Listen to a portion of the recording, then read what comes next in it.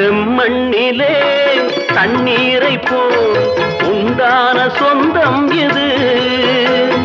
சிந்தாமணி ஜோதியை போல் ஒன்றான பந்தம் இது. தங்கை அல்ல தங்கை அல்ல தாயானவள், கோடி பாடல் நான் பாட பொருளானாள். ஒரு தங்க ரதத்தில் பொன் மஞ்சள் நிலவு, ஒரு தங்க ரதத்தில் பொன் மஞ்சள் நிலவு.